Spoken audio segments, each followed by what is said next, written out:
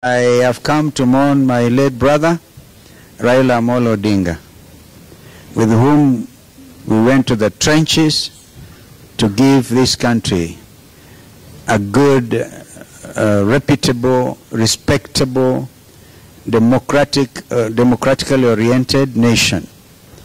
The type of nation that young Kenyans have been looking forward to, and in fact have literally agitated. So I'm dressed this way literally to remember that I'm going to honor the father of maandamano. We resisted, and Kenyans are still resisting bad governors. Kwa hivyo tumefurahi kabisa, tumeambiwa Kisumu dala. Tumekaribishwa Kisumu. We'll pay a short courtesy call on Governor Peter Anyang' Nyong'o immediately from here. And I think the rest of us will be moving to Bondo.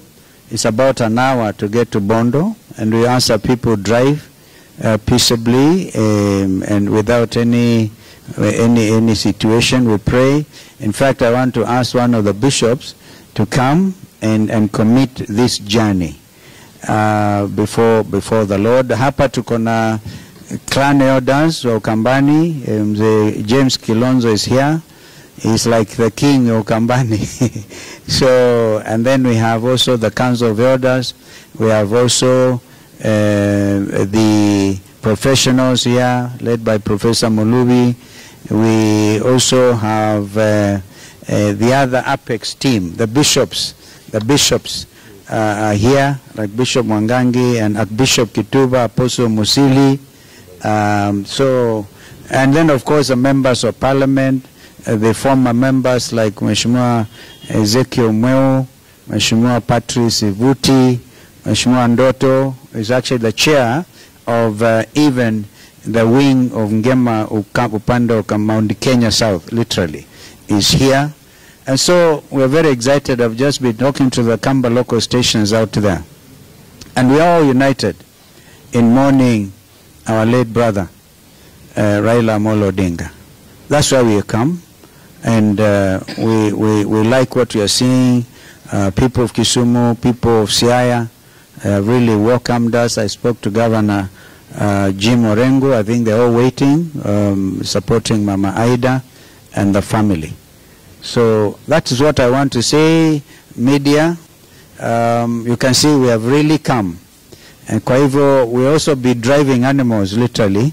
Hili ngombe imekuja itapelekwa kwa mguu. Tukifika huko inatungojea mahali and then tuwapelekee familia as a way of mourning. We have our Secretary General Shekila Abdallah there. We have also Ambassador Faye. It's literally all the friends of Raila who are here, including Wakili Njiru and Mheshimiwa Cicely Kariuki here, former CS. Mukunji is actually the chair, a member for Manyata, is the chair of young parliamentarians. If you remember, he was incarcerated wrongly and charged under Prevention of Terrorism Act. We are happy he's here with us, and many others who have come. The only clarification, United Opposition, no, we are here to also represent them. But I think Rigiji and others will also look for time to come and mourn our late brother. So we are all united. Mother Karua, Eugene Wamalwa, Natembea, Rigiji, I spoke to him last night. And of course we are also now strategizing on the pending by-elections. So some of them are very busy on that. Ona ndiye ya ngoma inamwona anasema representative wala vinye Kenya. So I think that's it.